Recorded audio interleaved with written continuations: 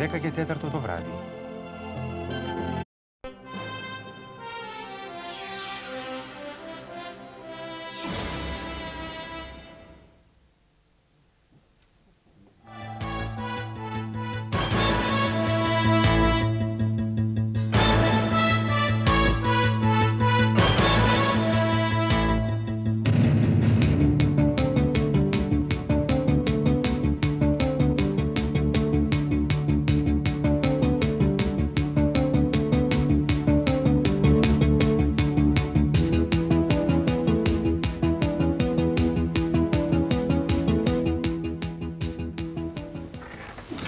Κυρίες και κύριοι, καλησπέρα σας. Το μπαμ που οικούσθη όχι στον αέρα του χρηματιστηρίου, αλλά από τον αέρα του χρηματιστηρίου ήταν μεγάλο. Με αποτέλεσμα να συμβεί αυτό που συμβαίνει μόνο σε έκτακτες συνθήκες, δηλαδή όπως ο πόλεμος, να κλείσει το χρηματιστήριο. Ο άλλος που ξεσηκώθηκε ήταν μεγάλος και εμπολής δικαιολογημένος. Που αφορούν το προσκήνιο αλλά και το παρασκήνιο της λειτουργίας του χρηματιστηρίου, αλλά και κάτω από τις συνθήκες που τζιράρονται πάρα πολλά χρήματα. Το τι έγινε λίγο πολύ με την Δέλτα χρηματιστηριακή είναι γνωστό. Αυτό που ενδιαφέρει απόψε το διατάφτα είναι να δούμε το επόμενο βήμα, να δούμε την επόμενη μέρα, να δούμε τις συνθήκες κάτω από τις οποίες μπορεί να λειτουργήσει το χρηματιστήριο, το οποίο πια δεν αφορά τους λίγους, αφορά αρκετούς, πώς μπορεί να λειτουργήσει με έναν εξυγχρονισμένο και αρκετά διασφαλιστικό τρόπο για τους μικροκαταθέτες και όχι μόνο. Νομίζω ότι απόψε έχουμε μαζί μας τους κατάλληλους προσκεκλημένους για να κάνουμε μια συζήτηση όχι τόσο πολύ εξειδικευμένη, μια συζήτηση κατανοητή, απλή, που να μπορέσουμε να καταλάβουμε όλοι τι ακριβώς έχει συμβεί και τι πρέπει να γίνει κυρίως από εδώ και πέρα για να μην ξανασυμβεί αυτό το οποίο συνέβη. Έτσι λοιπόν έχουμε μαζί μας τον Γενικό Γραμματέα του Υπουργείου Εθνικής Οικονομίας, τον κύριο Φωτιάδη. Έχουμε τον Βουλευτή της Νέας Δημοκρατίας, τον κύριο Λογοσκούφη. Έχουμε τον Πρόεδρο των Χρηματιστών, τον κύριο Κονταλέξη. Έχουμε τον συνάδελφο, τον κύριο Σχοινά. Και έχουμε επίσης και τον Πρόεδρο των Μικρομετόχων, τον κύριο Καραγκούνη. Καλησπέρα, κύριε Πρόεδρο. Σας ευχαριστώ όλους που είστε απόψε μαζί μας και θα ήθελα, πρέπει να σεβαστούμε και την επικαιρότητα. Κύριε Λογοσκούφη, πήρε και πολιτικές διαστάσεις το θέμα σήμερα, καθώς το κόμμα σας έκανε πρόταση για τη συγκρότηση Εξεταστικής Επιτροπής. Γιατί? Πήρε πολιτικές διαστάσεις γιατί νομίζω υπάρχουν και πολιτικές ευθύνες. Η εποπτεία του χρηματιστηρίου, όπως ξέρετε, είναι ευθύνη κυβερνητική. Και ένα μεγάλο μέρος της ευθύνης αυτό που συνέβη, νομίζω, έχει να κάνει και με την εποπτεία. Σημαίνει δηλαδή ότι πιθανώς εκτιμάται ότι υπάρχουν ποινικές ευθύνες σε μέλη της κυβερνήσεως? Μίλησα για πολιτικές ευθύνες. Ναι. Για πολιτικές ευθύνες. Ξέρετε, το χρηματιστήριο είναι μια αγορά πάρα πολύ ευαίσθητη, που η κυβέρνηση και το κράτος γενικά έχει μια ευθύνη να εποπτεύει ότι τα πάντα λειτουργούν εντάξει. Και ένα μεγάλο μέρος της ευθύνης του τι συνέβη έχει να κάνει με τις αδυναμίες της εποπτείας. Και η εποπτεία είναι σε κάποιο βαθμό από το Υπουργείο Εθνικής Οικονομίας, σε κάποιο βαθμό από τη διοίκηση του χρηματιστηρίου, που και αυτή ορίζεται από την κυβέρνηση. Και γι' αυτό νομίζω το θέμα είναι και πολιτικό, εκτός από οικονομικό. Δεν είναι μόνο πολιτικό ασφαλώς. Εσείς, κύριε Φωτιάδη, που εκπροσωπείτε και την κυβέρνηση σε αυτή τη συζήτηση, τι λέτε? Είναι και πολιτικό το θέμα? Πρέπει να συγκροτηθεί η Εξεταστική Επιτροπή? Πολιτικά είναι όλα τα ζητήματα της καθημερινής ζωής. Ακόμη και το πού πηγαίνουμε, τι λέμε, τι πράττουμε. Από εκεί και πέρα όμως πιστεύω ότι το χρηματιστήριο τόσα χρόνια, πολλές δεκαετίες, έχει μείνει έξω από την πολιτική αντιπαράθεση και την κομματική αντιπαράθεση. Να, που φαίνεται ότι ήρθε η ώρα να μπήκε σε αυτήν. Πιστεύω ότι τα προβλήματα του κ. Εύερτ στη Νέα Δημοκρατία θέλει να τα μεταφέρει στο χρηματιστήριο, θέλει να ενώσει. Πολύ εύστοχα είπαν ορισμένοι δημοσιογράφοι, το χρηματιστήριο ενώνει τη Νέα Δημοκρατία. Είναι ένας τρόπος διολίσθησης πολιτικής, πιστεύω, και όχι μια προσπάθεια για να λύσουμε τα προβλήματα του χρηματιστήριου. Έχω την εντύπωση, επειδή η ψυχολογία στο χρηματιστήριο παίζει πολύ σημαντικό ρόλο, μόνο αρνητική μπορεί να είναι η προσφορά της Νέας Δημοκρατίας και του κυρίου Εύερτ με την πολιτικοποίηση, όπως το βάζετε εσείς, του προβλήματος, με την μεγιστοποίηση ενός προβλήματος το οποίο θα μπορούσε να τελειώσει πολύ γρήγορα μέσα από τα θεσμικά όργανα και μέσα από τη δικαιοσύνη, μια και έχει ανακατευτεί και η δικαιοσύνη ορθώς στη συγκεκριμένη περίπτωση. Κύριε Παναγιώτη, να πω κάτι. Επειδή να δώσετε μια απάντηση, μιας και αναφέρθηκε στα εσωκομματικά σας. Όχι, επειδή αναφέρθηκε στην Νέα Δημοκρατία, όχι στα εσωκομματικά. Νομίζω ότι είναι πρωτοφανές το να κλείσει το χρηματιστήριο, γιατί έγινε μια μικρή απάτη. Μικρή. Μεγάλη. Δεν έχει σημασία. Όταν στο χρηματιστήριο ο όγκος των συναλλαγών είναι 5 με 8 δισεκατομμύρια και γίνεται μια απάτη των 2 δισεκατομμυρίων, δεν είναι. Σε άλλες χώρες δεν θα έκλεινε το χρηματιστήριο. Είναι γεγονός αυτό. Ο κ. Σόβερ δεν έχει καμία ευθύνη για το ότι έκλεισε το χρηματιστήριο. Ευθύνη έχει η κυβέρνηση. Και μάλιστα έχει μια ευθύνη που προσπάθησε κάποια στιγμή να την αποποιηθεί κιόλας. Κύριε Λογοσκούφη, όμως, νομίζω και οι χρηματιστές όλοι ζητήσανε να κλείσει το χρηματιστήριο για να καθαρίσει αυτή η ιστορία και μετά να ξαναλειτουργήσει με όρους που θα διασφαλίζουν την ομαλή του λειτουργία. Σύμφωνα, αλλά και όλοι νομίζω ότι, έστω και αν δεν το λένε δημόσια, θεωρούν ότι η κύρια ευθύνη ανήκει στις αποτυχίες της εποπτείας. Μάλιστα. Να πάρω μια σύντομη αντίδραση και από δύο εκπροσώπους της πολιτικοποίησης του θέματος. Κύριε Κονταλέξη, εσείς τι λέτε, πρέπει να διερευνηθεί και σε αυτό το επίπεδο? Εντάξει, εγώ δεν θα μπω στη λογική των πολιτικών. Δεν νομίζω ότι το θέμα προσεγγίζεται με πολιτικούς όρους. Είναι αντικείμενο τεχνοκρατικό και η δικαιοσύνη είναι αρκετή να το ερευνήσει. Χρόνια το χρηματιστήριο δεν ήταν χώρος πολιτικών ανταγωνισμών. Και καλά θα είναι να παραμείνει. Από εκεί ύστερα τα κόμματα είναι υπεύθυνοι πολιτικοί φορείς και μπορούν να έχουν τη δική τους θέση. Μάλιστα. Κύριε Καραγκούνη, εσείς τι λέτε? Και εγώ δεν θέλω την πολιτικοποίηση του χρηματιστηρίου.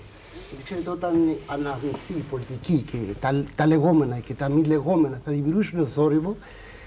Και αυτή τη στιγμή το χρηματιστήριο πρέπει να περάσει μια ησυχία, να μπορέσει να αποκατασταθεί η αξιοπιστία του επενδυτικού κοινού.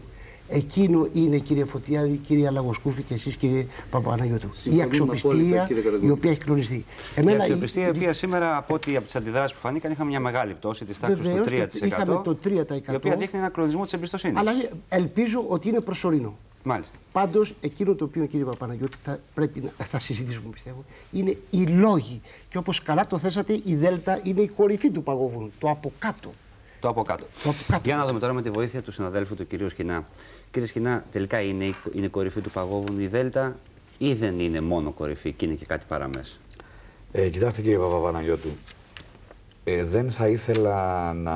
Υπάρχουν σίγουρα πάρα πολλά προβλήματα στο χρηματιστήριο.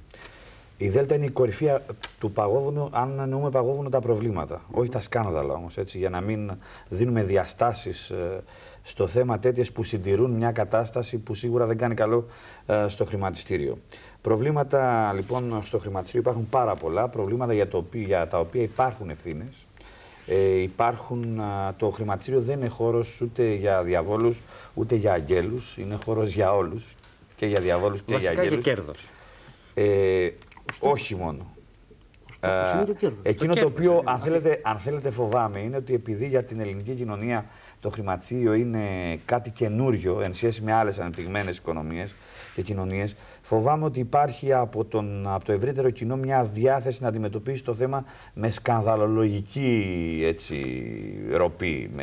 Να τα βλέπει από τη συγκινεί την ευρύτερη κοινή γνώμη η οσμή του σκανδάλου. Γενικώς, όπου τζιζάρεται πολύ χρήμα, είναι λογικό να γύρονται υπόνοιες, υποψίες κτλ. Αυτό είναι μια καλή κακή συνήθεια. Στο χρηματιστήριο τζιζάρεται πολύ χρήμα, αλλά δεν παίζονται μόνο τα χρήματα κάποιων ανθρώπων. Υπάρχουν πολλά στοιχήματα τα οποία παίζουν στο χρηματιστήριο. Και η ανάπτυξη παίζει στο χρηματιστήριο, είναι μοχλός ανάπτυξης. Έτσι, παρότι έχω κι εγώ υψώσει από το δικό μου δημοσιογραφικό μετερίζει τη φωνή αυτές τις ημέρες και νομίζω ότι όντως υπάρχουν πάρα πολλά θέματα στα οποία πρέπει η δικαιοσύνη να καταλήξει απονέμοντας, καταλογίζοντας ευθύνες, αλλά και υπάρχουν και πολιτικές ευθύνες, τις οποίες νομίζω ότι θα πρέπει να τις αναλάβουν αυτοί που πρέπει να τις αναλάβουν. Νομίζω ότι το χρηματιστήριο από εδώ και πέρα χρειάζεται θεσμούς για να λειτουργήσει και χρειάζεται και ηρεμία για να αποκατασταθεί η αξιοπιστία του. Για να αρχίσουμε να μπαίνουμε λίγο πιο πολύ στην ουσία του προβλήματος. Δεν χρειάζονται άλλοι θεσμοί. Η εφαρμογή των κειμένων νόμων. Ωραία. Για να έρθω τώρα στον κύριο Φωτιάδη. Είναι ανεπαρκής η νομοθεσία, κύριε Φωτιάδη, ή οι ελεγκτικοί μηχανισμοί, που είναι και φαντάζομαι αρμοδιότητα και ευθύνη του κράτους, δεν λειτουργούν επαρκώς, και αν συμβαίνει τούτο, γιατί? Έχουμε ένα σύστημα το οποίο μπορούμε να πούμε ότι είναι σύγχρονο, αλλά δεν μπορούμε να επιβεβαιώσουμε ότι είναι επαρκές, υπό την έννοια ότι η συγκεκριμένη κρίση ανέδειξε την ανεπάρκεια και την αδυναμία του συστήματος. Του ελεγκτικού συστήματος. Και του ελεγκτικού, αλλά και γενικότερα του συστήματος του χρηματιστηρίου. Γιατί θα συμφωνήσω με τον κύριο Λογοσκούφη, μια χρεοκοπία μιας εταιρείας συγκεκριμένης 2,6 δισεκατομμυρίων δραχμών, που μπορεί βέβαια στους τηλεθεατές μας να ακούγεται ένα νούμερο μεγάλο, είναι ένα νούμερο ασήμαντο κοντά στον όγκο των τεράστιων των συναλλαγών που ξεπερνά τα 3 τρισεκατομμύρια δραχμές ετησίως, και τέτοιες κρίσεις και πτωχεύσεις συμβαίνουν σε όλα τα χρηματιστήρια του κόσμου. Η αδυναμία του συστήματος είναι ποια? Και εκεί ακριβώς πληρώνουμε τα αρνητικά, όχι τόσο στην πτώχευση μιας εταιρείας, δόλιες ενέργειες για τις οποίες ασχολείται η δικαιοσύνη και πρέπει να αποδοθεί και να είναι πραγματικά σκληρή η τιμωρία αυτών οι οποίοι ενεπλάξαν στο σκάνδαλο της Δέλτα, όποιοι και να είναι, αλλά στο ότι το ίδιο το σύστημα δεν μπόρεσε τελικά να συνεχίσει τη λειτουργία του. Και αυτά τα 2 δισεκατομμύρια δραχμές συνετέλεσαν στο να κλείσει το χρηματιστήριο. Κύριε Φωτιάδη, δεν είναι πρόβλημα πώς η Δέλτα μπόρεσε να το κάνει αυτό το οποίο έκανε. Βεβαιότατα είναι πρόβλημα. Αλλά το πρόβλημα αυτό μπορεί να λυθεί μέσα από τους μηχανισμούς τους ελεγκτικούς πρώτο και μέσα από τον έλεγχο τελικά και την κριτική των ίδιων των μηχανισμών του ελέγχου. Κανείς δεν λέει ότι έπρεπε να συμβεί. Αλλά από εκεί και πέρα δεν σημαίνει ότι κάθε φορά που πτωχεύει μια εταιρεία και παρουσιάζεται ένα πρόβλημα, ότι θα πρέπει να κλείνει το χρηματιστήριο. Και αυτή την άποψη είχαμε και αυτή την άποψη στηρίξαμε και υποστηρίξαμε ότι το χρηματιστήριο δεν έπρεπε να κλείσει ούτε μία μέρα. Και μάλιστα, αν διαβάσει κανένα στις ξένες εφημερίδες, και διάβαζα σήμερα έτσι ενδεικτικά παράδειγμα της Salmon Brothers εκεί πέρα που είχε, ότι δεν αναφέρονται στη ζημία των 2 δισεκατομμυρίων δραχμών που αυτά ηχούν όσο στο ότι έκλεισε το χρηματιστήριο. Έκλεισε το χρηματιστήριο. Γίνανε πρωτοσέλιδο και στο Financial Times κτλ. Επομένως, αν τυχόν παράδειγμα λειτουργούσε το χρηματιστήριο, με τα προβλήματα αυτά που δημιουργήθηκαν, η δικαστική αρχή ασχολούνταν με το πρόβλημα, οι ελεγκτικές αρχές ελέγχανε, αλλά και ελεγχόταν και ακόμα και οι ελεγκτικές αρχές ελεγχόταν από τα αρμόδια πολιτικά ή λοιπά όργανα, από εκεί και πέρα δεν θα είχαμε κανένα πρόβλημα όσον αφορά την αξιοπιστία τη διεθνή του χρηματιστηρίου. Και πρέπει να πω το εξής, ότι οι θεσμοί που υπάρχουν. Παράδειγμα είναι το συνηγητικό κεφάλαιο. Το συνηγητικό κεφάλαιο είναι μια περιουσία, είναι ένα κεφάλαιο το οποίο το έχουν εισφέρει οι ίδιοι οι χρηματιστές. Μπορούσε να ανταποκριθεί άνετα, γιατί υπερκάλυπτε κατά πολύ την ζημία η οποία υφίσταται το σύστημα από αυτή τη συγκεκριμένη πτώχευση. Για να δούμε τώρα, ο κύριος Κονταλέξης που εκπροσωπεί την πλευρά των χρηματιστών, που ήταν η πλευρά εκείνη η οποία αξίωσε με τα επιτάσεως, κύριε Κονταλέξη, να μείνει κλειστό το χρηματιστήριο για να εκαθαριστεί η ιστορία και να πάμε παρακάτω. Εσείς γιατί? Φαντάζομαι συμμερίζεστε τους λόγους τους οποίους λέει και ο κύριος Φωτιάδης και τους είπαν και πολλοί. Δεν κλείνει εύκολα το χρηματιστήριο. Γιατί εσείς επιμένατε να κλείσει? Μου επιτρέψετε να κάνω ένα εισαγωγικό σχόλιο και θα απαντήσω στο ερώτημά σας. Πρέπει να προσεγγίσουμε το θέμα και να δούμε το πρόβλημα που δημιουργήθηκε τουλάχιστον με μια ιστορική αναδρομή 10 ετών. Πριν 10 χρόνια το χρηματιστήριο έκανε συναλλαγές περίπου 400 εκατομμύρια την ημέρα και τώρα κάνει 5 δις. Καταλαβαίνετε τι μεταβολές έχουμε. Τα μέλη του χρηματιστήριου πριν 10 χρόνια ήταν 30, σήμερα είναι 65. Οι εισηγμένες εταιρείες στο χρηματιστήριο ήταν περίπου 105, σήμερα είναι 230. Καταλαβαίνετε τι μεταβολές συνέβησαν στη δεκαετία. Οι ηλεκτρικοί μηχανισμοί, οι υποπτικοί μηχανισμοί και όλος ο μηχανισμός εξυπηρέτησης και λειτουργίας παρέμεινε ο ίδιος. Είναι οι ίδιοι αυτοί που ήταν πριν μια δεκαετία. Και αριθμητικά και ποιοτικά και ποσοτικά. Άρα, καταλαβαίνετε λοιπόν ότι είχαμε μια ραγδαία εξέλιξη σε όλα τα μεγέθη που ο ηλεκτρικός μηχανισμός δεν μπορούσε να την παρακολουθήσει. Έμεινε σημαντικά πίσω. Η γραφειοκρατία και οι τρόποι λειτουργίας αυτών των μηχανισμών δεν μπόρεσαν να υποστηρίξουν αυτή την πρόοδο. Για το συγκεκριμένο θέμα. Ασφαλώς δεν πρέπει να κλείνει το χρηματιστήριο σε μια αγορά και εμείς που πήραμε αυτή την απόφαση και το ζητήσαμε να κλείσει και εν πάση περιπτώσει με τη δική μας συμπεριφορά έμεινε ενεργό. Δεν ήταν ευχάριστη η απόφασή μας, αλλά πρέπει να τονίσω εδώ ότι η απόφασή μας να οδηγηθούμε σε αυτή την λύση δεν ήταν η χρεοκοπία της Δέλτα Χρηματιστηριακής με το 2,6 άνοιγμα. Ήταν το σοκ που ένιωσε η αγορά από την αδυναμία των μηχανισμών εκαθάρισης και των επιπτικών ελέγχων να παρακολουθήσουν και να παρατηρήσουν τέτοια φαινόμενα. Αισθανθήκαμε δηλαδή όλοι ότι με τέτοια αδυναμία αυτών των μηχανισμών μπορούμε να βρεθούμε αύριο σε 10 εταιρείες να χρεοκοπούν με μεγαλύτερα ανοίγματα. Που σημαίνει αυτό, λοιπόν, είπαμε, να υπάρχει το ίδιο πρόβλημα, κύριε Κονταλέξη, και σε άλλες εταιρείες. Δηλαδή, αυτός ο κλονισμός εμπιστοσύνης που περιγράφεται και τον καταλαβαίνουμε όλοι και τον διαπιστώσαμε και στη συνεδρίαση του χρηματιστηρίου. Υποκρύπτει και ένα φόβο ότι μπορεί να υπάρχει κι άλλη, να το πω απλά, κι άλλη σαπίλα μέσα. Εμείς εκτιμήσαμε, και ήταν ομόφωνη η εκτίμηση των μελών, ότι από την ώρα που οι μηχανισμοί αφήνουν κενά στη λειτουργία, πολλοί θα θελήσουν, είτε μέλη του χρηματιστηρίου, είτε πελάτες αυτών των χρηματιστηριακών εταιριών, να εκμεταλλευτούν τα κενά και να δημιουργήσουν τα φαινόμενα αυτά. Και πιστεύω ότι πείσαμε την πολιτεία για αυτές τις αδυναμίες, γι' αυτό και τώρα που άνοιξε το χρηματιστήριο, τουλάχιστον θα λειτουργήσει με άλλους όρους, περισσότερο διασφαλιστικούς, για να μην υπάρξουν τέτοια φαινόμενα. Πιστεύω ο κύριος Φωτιάδης θα συμφωνεί σε αυτό. Ότι φτιάξαμε ένα νέο πλέγμα πλέον. Αν λοιπόν, πώς μπορούσαμε να ξαναμπούμε στις συνεδριάσεις με όλες αυτές τις ελλείψεις? Εγώ, κύριε Παπαναγιώτου. Ναι, τι λέτε, κύριε Καραγκόνη? Εγώ διαφωνώ ριζικά. Ήθελα να κλείσει το χρηματιστήριο τουλάχιστον μέχρι αύριο για να γίνει κάθαρση, όχι ημίμετρα.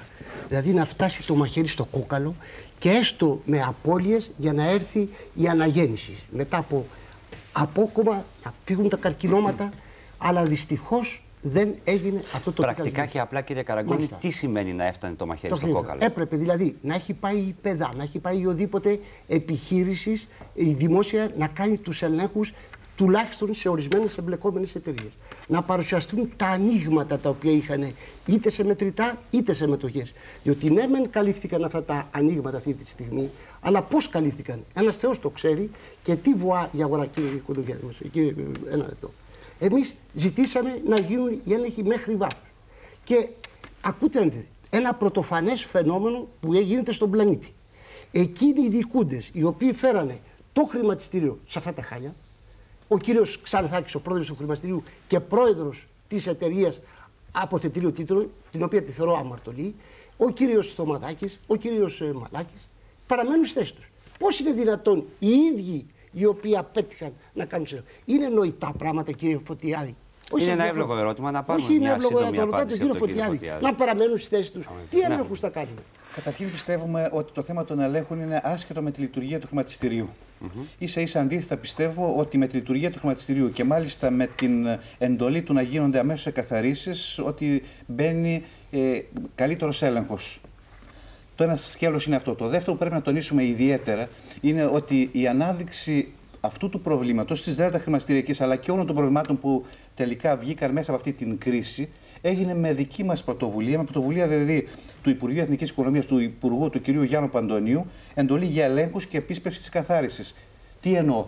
Ότι όντως υπήρχε μια καθυστέρηση στην εκαθάριση. Η εντολή ήταν να προχωρήσουμε με ραγδαίους ρυθμούς στις εκαθαρίσεις. Κατάφερε το Αποθετήριο Τίτλων να φτάσει. Υπήρχε μια ευθύνη για την καθυστέρηση και μια δικαιολογία, την οποία θα κουβεντιάσουμε μετά. Ποια ήταν η δικαιολογία για την καθυστέρηση. Φτάσαμε όμως σε χρόνους ρεκόρ για τα ελληνικά δεδομένα στην εκαθάριση. Με αποτέλεσμα, όταν καλέσαμε όλες τις εταιρείες, τις χρηματιστηριακές, να προσκομίσουν τίτλους που όφυλαν ή χρήματα που όφυλαν αντίστοιχα στην Αποθετηρίων Τίτλων, τότε πραγματικά αναδείχθηκε το πρόβλημα. Ότι κάποιες δεν είχαν τα χρήματα ή δεν είχαν τους τίτλους. Με αποτέλεσμα να εμφανιστεί το πρόβλημα και στην ΔΕΛΤΑ καταρχήν, αλλά πιθανότατα να υπήρχε και κάπου αλλού. Βλέπω ότι και ο Σκονταλέξης έχει κάποιες αντιρρήσεις. Από εκεί και πέρα είπαμε, ξεκινήσαμε και εμείς λέμε, πήραμε τον νηστέρι και σπάσαμε το απόστημα. Από εκεί και πέρα έχουμε όμως πολλή δουλειά ακόμα μπροστά μας και είμαστε διατεθειμένοι ό,τι σαθρό υπάρχει σε αυτό το οικοδόμημα που λέγεται το χρηματιστήριο, γιατί υπάρχουν υγιείς δυνάμεις, η πλειοψηφία των δυνάμεων είναι υγιείς και στηρίζουν την προσπάθεια για την εξυγίανση και την κάθαρση του χρηματιστηρίου. Πιστεύουμε ότι θα μπορέσουμε να αποβάλουμε αυτές τις δυνάμεις, τις σαθρές, τις δυνάμεις οι οποίες ούτως ή άλλως δρούσαν όχι μόνο αυτούς τους μήνες ή αυτόν τον μήνα, αλλά δρούσαν επί σειρά χρόνων. Αερετζίδες δηλαδή πάντα υπήρχαν, να το πω απλά και πολύ πολύ λαϊκά. Επιβάλαμε λοιπόν πολλαπλό έλεγχο πολλών επιπέδων, μεταξύ των οποίων. Ναι, έπρεπε να γίνει αυτό όμως για να συμβούν όλα αυτά, κύριε Φωτιάδη.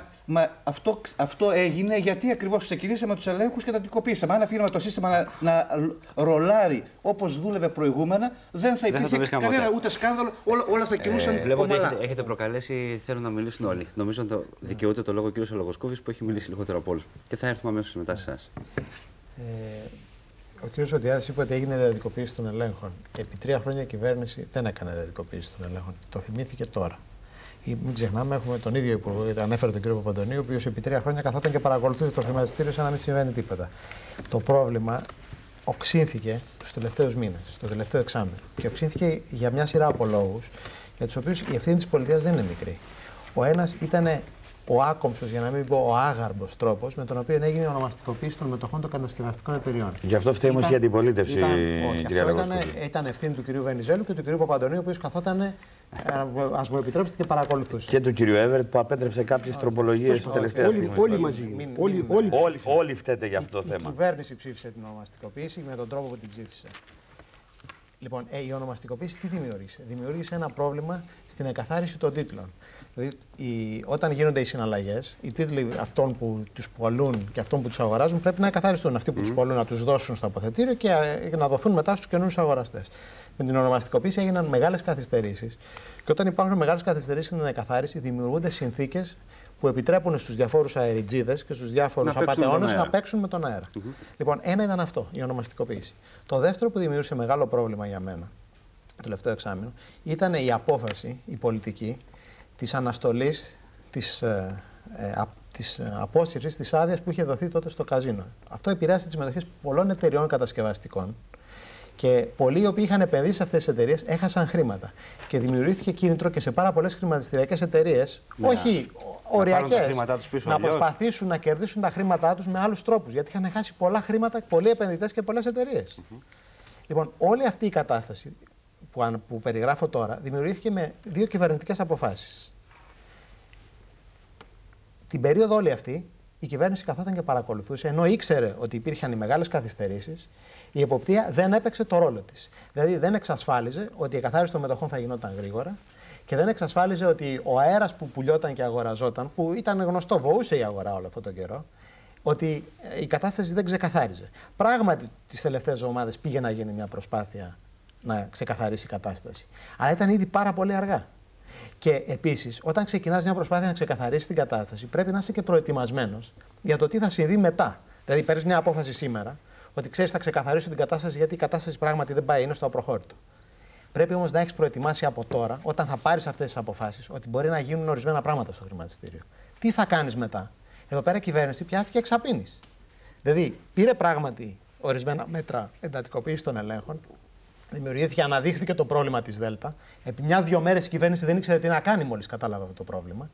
Και φτάσαμε ένα πρόγραμμα που ξεκίνησε τη Δευτέρα της περασμένης εβδομάδας, την Παρασκευή, η κυβέρνηση ουσιαστικά να οδηγήσει το χρηματιστήριο στο κλείσιμο. Γι' αυτό, μισό λεπτάκι να τελειώσω, κύριε Φωτιάδη. Γι' αυτό νομίζω ότι υπάρχουν και πολιτικές ευθύνες. Ότι υπάρχουν και ευθύνες του θεσμικού πλαισίου. Υπάρχουν. Δηλαδή, οι ελεκτικοί μηχανισμοί, όπως είπε ο κ. Κονταλέξης προηγουμένως, πράγματι όλα αυτά τα χρόνια δεν παρακολούθησαν την εξέλιξη του χρηματιστηρίου. Δηλαδή, εισήχθηκε ένα σύστημα ηλεκτρονικών συναλλαγών, αλλά οι ελεκτικοί μηχανισμοί δεν προχώρησαν, δεν εξυγχρονίστηκαν ώστε να μπορέσουν να λειτουργήσουν με αυτό το καινούριο σύστημα και με την αύξηση των συναλλαγών και όλα αυτά. Αλλά δεν πάβουν να υπάρχουν και μια σειρά από κινήσεις της πολιτικής ηγεσίας και των ελεκτικών αρχών, ας πούμε έτσι, οι οποίες είναι πάρα πολύ λάθος η τοποθέτηση. Μία λέξη μόνο. Και των δύο πολιτικών. Δεν είναι αποτέλεσμα του νόμου. Ναι. Περιμένετε λίγο τη σειρά σας. Μια λέξη. Επειδή τονίσαμε το πρόβλημα της ονομαστικοποίησης των μετοχών, το οποίο πιθανότατα δημιούργησε ένα πρόβλημα γραφειοκρατικής μορφής, αλλά πρέπει να πούμε στους τηλεθεατές ότι η ονομαστικοποίηση των μετοχών ήταν μέτρο γενναίο, γιατί έβαζε στο χέρι όλους αυτούς που ήταν συγχρόνως εργολάβοι, αλλά και προμηθευτές του δημοσίου.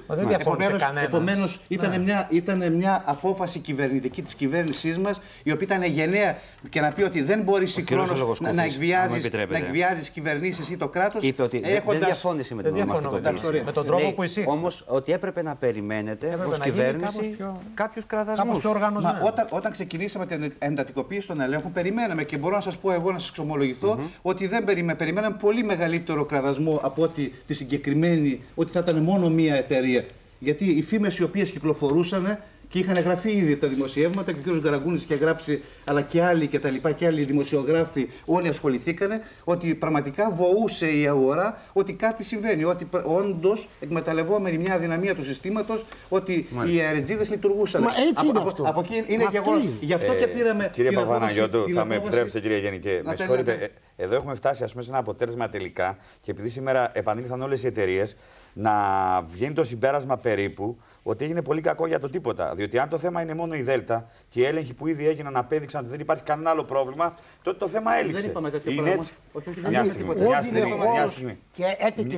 Μια στιγμή. Μια στιγμή. Έχετε, ας πούμε, την τάση να τοποθετείτε το θέμα μόνο σε ό,τι αφορά την κάλυψη των συνεπειών. Είπατε ότι εφόσον υπάρχει το συνεγγυητικό θα καλυφθούν. Βεβαίως θα καλυφθούν. Αυτός είναι ένας μηχανισμός για να καλύπτονται τέτοιες περιπτώσεις και να μην χάνει ο κόσμος τα λεφτά του. Το πρόβλημα όμως, επαναλαμβάνω και το έθεσαν και άλλοι συνομιλητές, είναι πώς φτάσαμε στο σημείο οι ελεγκτικοί μηχανισμοί να μην λειτουργούν. Ο κύριος Αλογοσκούφης έθεσε κάποια θέματα, ένα πλαίσιο. Παρ' όλα αυτά, αυτό όμως, οι αντικειμενικές δυσκολίες δεν αποσύουν τις ατομικές ευθύνες που έχουν στελέχη της εποπτείας, του αποθετηρίου για παραβιάσεις του υφισταμένου δικαίου των συναλλαγών ή των κανονιστικών πράξεων πάνω στις συναλλαγές. Υπήρξε το έφορο έδαφος για να αναπτυχθεί οποιαδήποτε απάτη ή οποιαδήποτε κερδοσκοπική κίνηση. Αυτό είναι σίγουρο. Πάρα πολλοί λένε όμως ότι αυτά τα πράγματα δεν θα γίνονταν ή δεν θα γίνονταν σε αυτή την έκταση εάν δεν υπήρχε η συνέργεια εξ αντικειμένου ή ακούσια ή εκούσια. Έτσι, κάποιων οι οποίοι, όπως λέει και ο κύριος Καραγκούνης, έχουν ταχθεί για να φυλάτουν θερμομπύλες.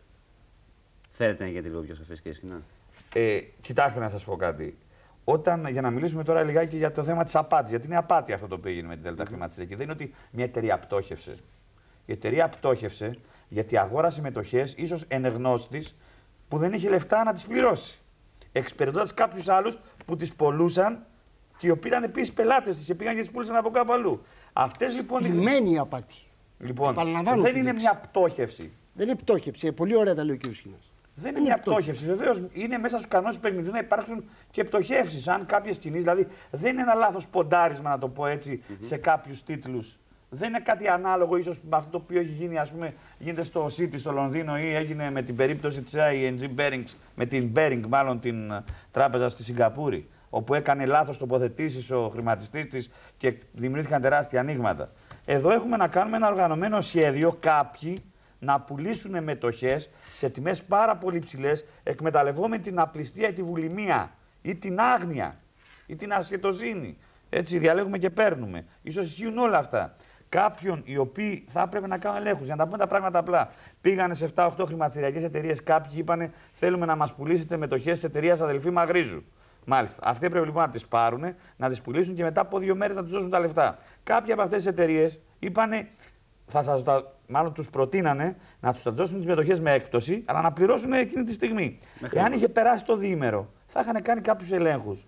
Θα είχε ελεγχθεί ότι είναι πλαστές οι επιταγές που έδωσε, ακάλυπτες που έδωσε η Δέλτα στο αποθετήριο και δεν θα γινόταν αυτή η ιστορία, ας πούμε. Μάλιστα. Λοιπόν, αλλά το ότι γίνανε σημαίνει ότι κάποιοι δεν εφάρμοσαν τον νόμο. Τώρα τα περνάμε όλα αυτά λιγάκι έτσι στο ελαφρύ. Γίνεται, ναι, είναι συναλλακτική συνήθεια, άμα προσφέρονται πακέτα να προσφέρονται σε χαμηλότερες τιμές. Ή το αποθετήριο τέλος πάντων είχε φόρτο δουλειάς ή δεν μπορούσε να ελέγχει. Δεν είναι έτσι. Μέσα σε αυτή γενικότερα χάνονται οι ατομικές ευθύνες που έχει ο δημόσιος λειτουργός, ο δημόσιος υπάλληλος, δεν ξέρω ποιος. Υπάρχουν ευθύνες. Και κύριε Καραγκούνη, μια κουβέντα και ολοκληρώνω. Το ότι πρέπει να πέσουν οι τόνοι για να αποκατασταθεί ηρεμία και αξιοπιστία στο χρηματιστήριο και να εφαρμοστεί και ένα πλέγμα μέτρων και να υπάρξουν και ηλεκτρικοί μηχανισμοί που να δημιουργήσουν αυτή τη δυνατότητα και να μην κομματικοποιηθεί η αντιπαράθεση για το χρηματιστήριο, δεν σημαίνει ότι θα πρέπει να μην ψαχτεί το θέμα και να μην αποδοθούν ευθύνες. Είναι δύο διαφορετικά πράγματα. Εγώ, κύριε Παπαναγιώτου, επαναλαμβάνω αυτό που είπα. Δεν εφαρμόστηκαν οι νόμοι. Εκείνοι οι φύλακες που έχει η πολιτεία τους ακριβοπληρώνει. Επαναλαμβάνω ότι ακριβοπληρώνει. Όχι φυσικά όλους, τους επικεφαλείς. Για να τηρήσουν τους νόμους δεν τους εφήρμοσαν. Το θέμα του αέρα και των πακέτων, σας το λέω, το έχω επαλημένως θίξει σε κάθε ραδιόφωνο, σε κάθε τηλεόραση που έχω βγει συνεχώς. Και σας επαναλαμβάνω 2 λέξεις μονάχα, θα μου επιτρέψετε, σε μια επιστολή την οποία είχαμε στέλνει και είχαμε καταγγείλει στο Υπουργείο Φεβρουάριος 17 του 1996. Και λέμε. Υπήρξε και ένα δημοσίευμα προχθές ελευθεροτυπίας που έλεγε επίσημη καταγγελία που όχι, αυτό είναι άλλο. Εμείς οι προειδοποιήσεις είχαν υπάρξει. Είναι δηλαδή σαφές. Είχαμε προειδοποιήσει τους πάντες και γνώρισαν τις προειδοποιήσεις ότι υπάρχει σάπιο το σύστημα. Όταν, κύριε Παπαπαναγιώτου, πηγαίναν οι αερετζίδες και πέραν τα λεφτά από την εκαθάριση και δεν παραδίδαν τις συμμετοχές, τις παραδίδαν όποτε θέλανε αυτοί. Γίνηκε ο φαύλος κύκλος. Μάλιστα. Και ξέσπασε μία φορά. Δηλαδή, προσέξτε να δείτε, εκείνο το οποίο επιμένουμε δεν είναι μονάχα το θέμα της Δέλτα. Η Δέλτα, να πω και ευθέως, μεταξύ των λύκων είναι η διαφορά. Δεν υπάρχουν οι μικροεπενδυτές, δεν χάσανε χρήματα. Τα 1-2-600 είναι κάτι μεγάλο εταιρείες. Τις πήρανε, όπως είπε και ο κύριος Σχοινάς, Λέγεται ότι τις πήραν και μισοτιμής. Λέγεται, δεν ξέρουμε. Θα το αποδείξει η ανάκριση που προχωρεί. Τις πήραν, πήγαν να τις φορτώσουν μεταξύ τους, να πάρουν το συνεγγυητικό κτλ. Και επειδή μιλήσατε για προειδοποίησεις, υπάρχει κάτι χειρότερο να κάνουμε και μια αποκάλυψη. Έτσι. Να την κάνουμε. Λοιπόν, βεβαίως. Επειδή και αναφερθήκατε στο δημοσίευμα της Ελευθεροτυπίας, υπάρχουν έτσι πολύ πιο δραματικές προειδοποίησεις. Οι επιστημονικοί σύμβουλοι της κυβέρνησης, του Υπουργείου Εθνικής Οικονομίας, που συμμετείχαν στη σύνταξη του νόμου για την ονομαστικοποίηση των μετοχών, προειδοποίησαν ήδη και μάλιστα εις εξ αυτών παρετήθηκε ότι θα έχουμε δραματικές συνέπειες στο χρηματιστήριο αν εφαρμοστεί ο συγκεκριμένος νόμος με το συγκεκριμένο τρόπο που προωθείται. Ο κ. Παπαντονίου, από ό,τι ενθυμούμε, έλαβε υπόψη του αυτές τις προειδοποίησεις, οι οποίες ήταν και έγγραφες, και προσπάθησε στην Βουλή να υπάρξει κάποια παράταση στην εφαρμογή του νόμου του ονομαστικοποίησης. Θα το θυμάστε. Αλλά υπό την πίεση και της αντιπολίτευσης, γι' αυτό είπα προηγουμένως, φταίνε όλοι, και κάποιων στελεχών της κυβέρνησης, τελικώς αυτή η παράταση δεν εδόθη. Αυτό σας υπενθυμίζω. Ναι, νόμος Βενιζέλου, αλλά η εφαρμογή του κομματιού που αφορά την ονομαστικοποίηση. Με συγχωρείτε, πήγε να δημιουργηθεί ένα κλίμα συνενετικό για να αλλάξουν κάποια πράγματα. Αντωνίου δεν είχε προειδοποιηθεί. Και του κ. Κονταλέξη και βεβαίως και του κ. Φωτιάδη. Μετά και από αυτό το στοιχείο, κυρίες και κύριοι, θα κάνουμε ένα σύντομο διαφημιστικό διάλειμμα και θα επιστρέψουμε.